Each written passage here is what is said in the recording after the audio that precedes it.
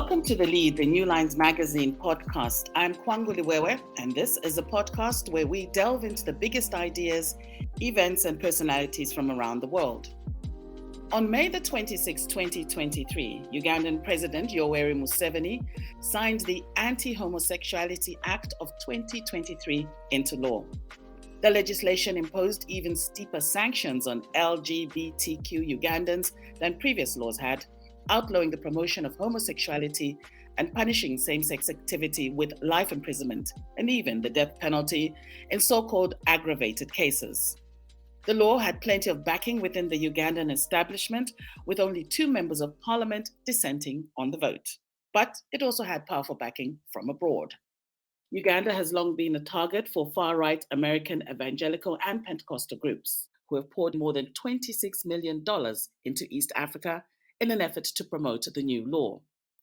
I'm joined today by Lydia Namubiru, an investigative journalist who spent many years following the flow of American evangelical dark money into Africa, Europe, and elsewhere. She's the news editor at The Continent, which is a Pan-African newspaper, and was formerly Africa editor for Open Democracy's 50-50 team. In 2020, she took part in an investigation which exposed the $280 million dark money global empire of the US Christian right. Lydia, welcome to the podcast. Thank you. So let's start with looking at the history of the US evangelical movement in Uganda. Just walk us through what that looked like leading up to present-day Uganda. We shouldn't speak only of the US evangelical movement, but Christianity in the 19th century coming from Britain and France. They're very much tied to homophobia in Ugandan public life. So if you go back the late 1800s, which is when Uganda was starting to be formed as a colonial creation, the colonialists needed to defeat and delegitimize the native nations that were in the kingdom, the native nation around which they built Uganda, that is Buganda. They had to defeat a king who was a bisexual man. And part of the propaganda to defeat that king, they used violence, of course, to defeat that king, but they also delegitimized him by making a very big deal of his bisexuality, of his homosexuality. They claimed that he was abusing young men in his palace, and they then mobilized those young men around resisting him, both as a king and as a sexual being, and so I think Christian homophobia is very much part of the fabric. It's from the founding of Uganda, the state created by colonialism. Christian homophobia has been a very, very much a part of how that state justifies itself and delegitimizes other centers of power.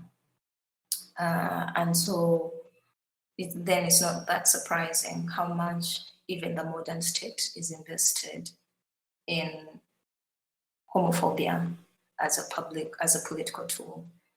But more recently, so then, just brief background on Uganda, it was colonized the native communities here were colonized starting the late 1800s, starting with the most powerful, best organized native nation that was there at that time, the Buganda Kingdom, and then with that as a nucleus, other communities were annexed, and eventually you had a much larger Uganda.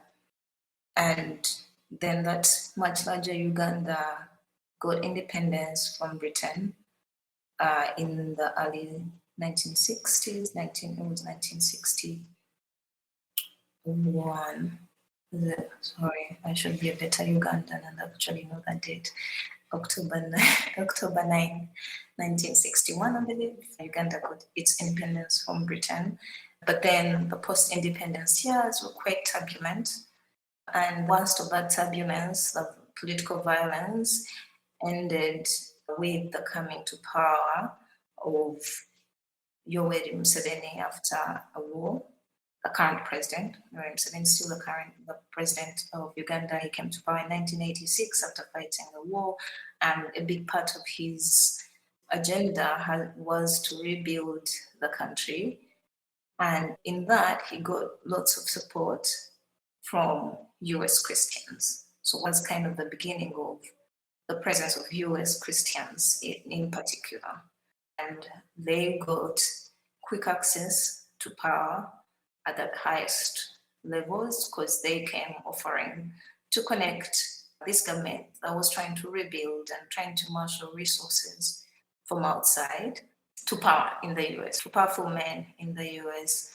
And one of those groups was, some of the people who did that belonged to a group called the Fellowship Foundation, which is a conservative Christian organization that focuses on ministering to men of power, powerful men in the US and abroad. In the US, they're best known for the National Prayer Breakfast. It's basically this networking event that all US presidents have attended, and people from all over the world who are looking to rub shoulders with the powerful in the US come to every year. They've since stopped hosting it. They've since spun it out into an event that's independent of them. But yeah, so that group and some influential people within that Fellowship Foundation came to have close relationships to power in Uganda. But there's also lots of other US Christians coming in, as part of humanitarian missions, whether that's part of major organizations or as individual volunteers coming to do this and the other. And that then seeded an evangelical movement in Uganda as well. So, yeah. So that by the early 90s, you started to have Ugandans who identify as born-again Christians. That became a major movement. And that has continued. And as things change in the US, as the US evangelical movement has become more and more obsessed with culture politics, so has the evangelical movement here, and their collaborations have continued. Let's talk about the work that you've been doing, right? Some of it has revealed that these evangelical churches, obviously the ones with a leaning to the right, that they had a direct hand in the criminalization of the LGBT people in Uganda. What I want to find out now is, why is Uganda such a fertile ground for this anti-gay ideology? I mean, you've given us the historical background of how these movements came into Uganda and what they're currently doing today. But why is Uganda such a fertile ground for anti-gay ideology? Because Uganda itself, again, thanks to how long US evangelicals have been active here, Uganda itself has a very active evangelical movement as a result. So that is part of it. They've been doing the work of building or fertilizing the ground for over 40 years and winning souls, as they say, to their cause for over 40 years. So that's one part.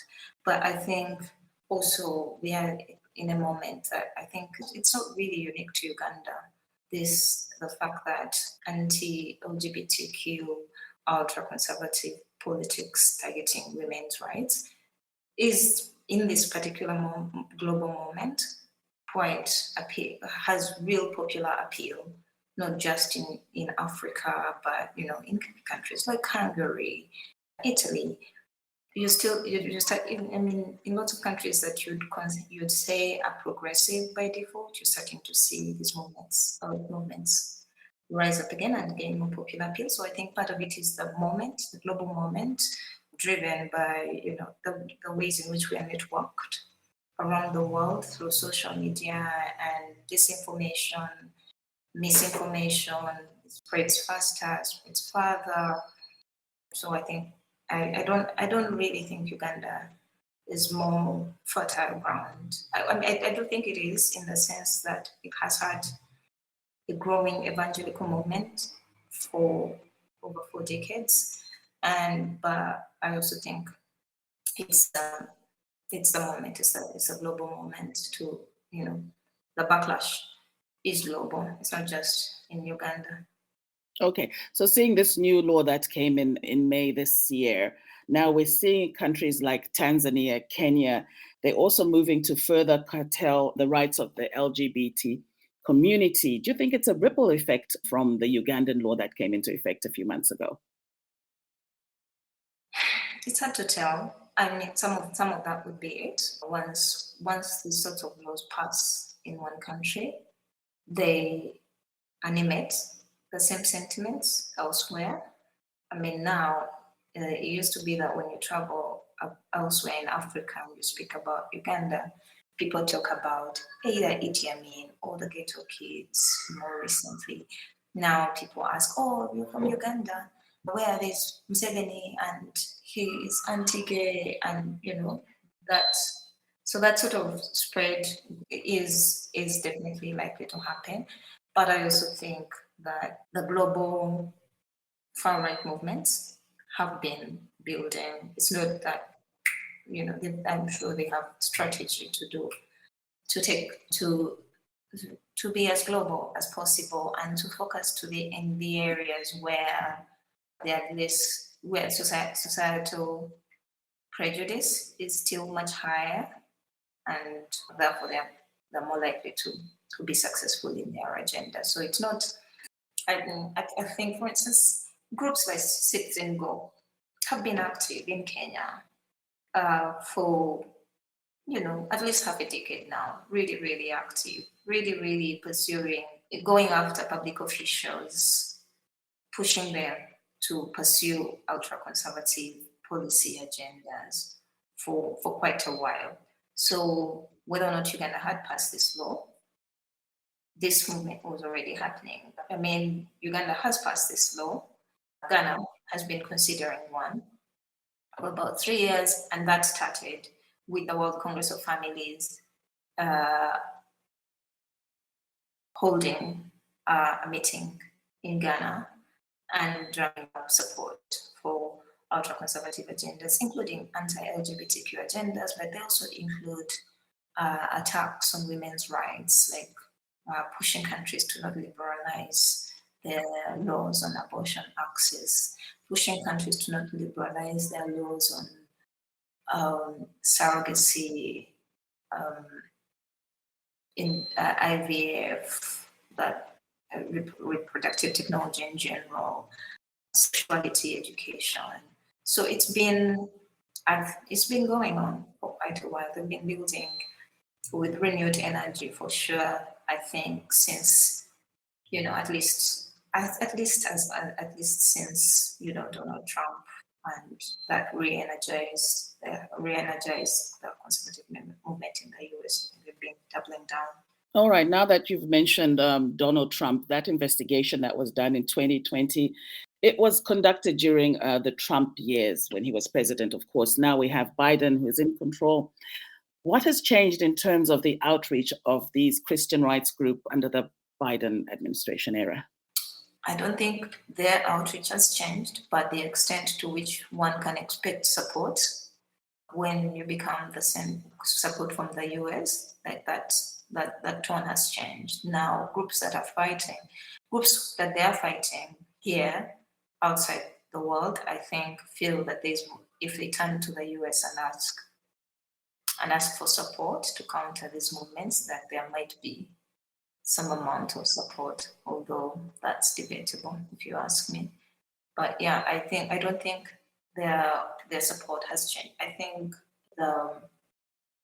many of these groups, the Trump presidency was a morale boost.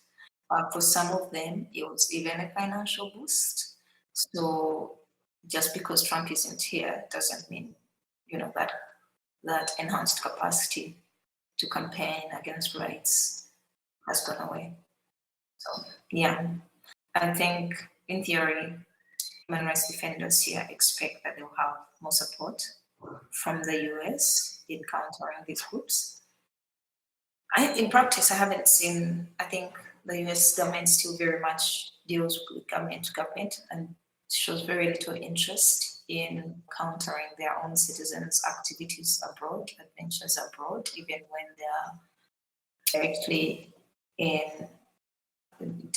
even when they are directly counter to what the US states as its official policy. So I'm not sure anything has changed really. Now, earlier you alluded to the fact that they're not just fighting LGBT rights, but access to safe abortions, contraceptives, comprehensive sexual education. These are the issues that they're fighting about. Now, what I wanted to find out is, what do they stand to gain in Africa? Their work is global. Maybe the bulk of their impact is in Africa, but they've spent more money in Europe, for instance. I think they have more chances of success in Africa because I think to protect minority rights takes strong states. But African states, on top of being very young, like the Ugandan state, really as an independent state, wasn't really building, state power, state processes, democratic processes, checks and balances until the mid 1980s. So these are very, very young states. Their systems are very, very young. They're also really overwhelmed states. They're overwhelmed by basic needs. They don't have the capacity, they don't have the bandwidth to deal with these sorts of culture movements. And so I think part of the appeal to Africa is that the states are very overwhelmed, they're very young, and still overwhelmed by bread and butter issues. So kind of anything that they see as culture politics, they ignore. And if they can't ignore, they join the populist side of that, of those issues. So that's why those groups have more chances of impact in the African context. So this is where they can push for the most extreme of laws. I think in much of the world, the idea that you can sentence someone to death for their sex life would not, you'd have to work a lot harder than they did in Uganda for that to pass. So that's part of the appeal. The states here are quite weak, they're quite overwhelmed. Even if they were interested in countering these movements, they wouldn't have the capacity to.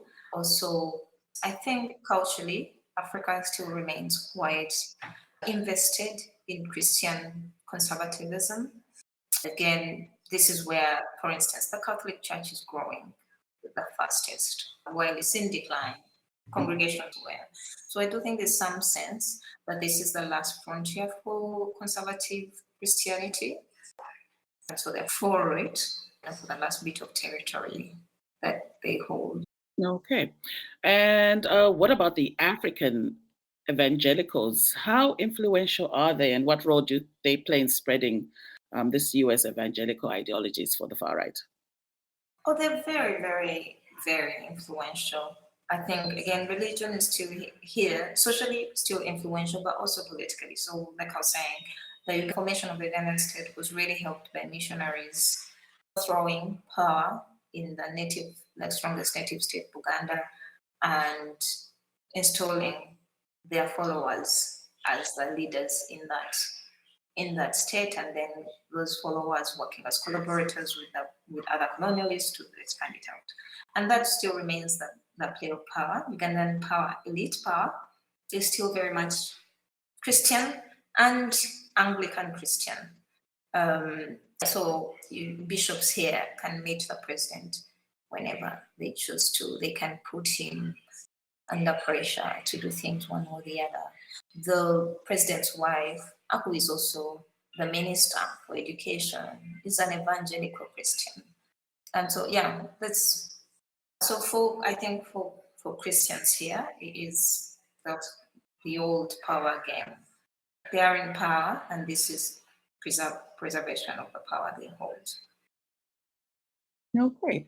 Let's move on now to talk about the dark money trail. You did say that you were covering the Africa aspect of that investigation. Just tell us a bit about the investigation and how it was carried out for Open Democracy. So the US, many of these groups are registered non-profits in the US. And so one can see their work, one can see their spending in the US and outside the US. So a lot of what we know about them comes from reviewing thousands of documents they file with the Internal Revenue. So that team spent months looking at US tax filings and was able then to piece together how much these groups have spent had spent over a decade up to that point in different places. That is Europe, Eurasia, Africa. It's just journalists sitting with government documents for many months and creating data sets that eventually connect the dots. Okay. So, yes, as Africa editor, when you were following this trail, did you have any challenges? I know some African countries, for instance, access to information is not available. Did you have any challenges doing this investigation? Yeah, of course. And again, this is why we depend so much on US data. On this end is completely opaque. Considering many of them are giving to churches that don't even file taxes with authorities here. Considering many of them are giving to individual campaigners, the money is very often opaque. It is hardly a trail to follow. You can just see things happening. And on this end, of course, there's also less publicizing of their own activity. I mean, in the US, these groups talk a little bit more about their work on their websites because they do need to raise money. The public, being non-profits, they need to raise some amount of public funding to maintain their non-profit status. So they talk a little bit more of their work. On this end, they have no such need. So they work without drawing any attention to themselves. They refuse to talk to journalists. When they do talk to journalists, it's open, friendly journalists who will tell their story that they want to tell. Yeah, so there's that. Again, talking about states being weak, that's not a state considering following the money of every random white person who shows up. So even if the state wasn't complicit, it would still not really have the data. Okay, so now it's been about 3 years since that investigation was conducted. How impactful was it? Have you seen any results just from the expose? I think it's I think it depends on what you call impact. I think for African human rights defenders, it's really important for them to know what they're up against. It's not just, that particularly homophobic pastor who trolls everybody on the internet. It's really helpful for them in terms of how they strategize and how they organize to know what they're truly up against. But I think no matter how people on the African side might feel about it, we have very little impact on whether or not the US donors stop funding these groups. I'm not sure what other impact it has because, again, like you say, just 3 years down the road, the movement seemed entirely undeterred. Lydia, thank you very much. You're welcome. Thank you for having me. This has been The Lead, a podcast by New Lines Magazine. If you'd like to hear more from Lydia, you can follow her on Twitter at NamLyd. This week's episode was produced by Joshua Martin and hosted by me, Kwangu Liwewe. For more like this, subscribe to The Lead on your favorite podcast app or visit our website, newlinesmag.com. Thank you all for joining us.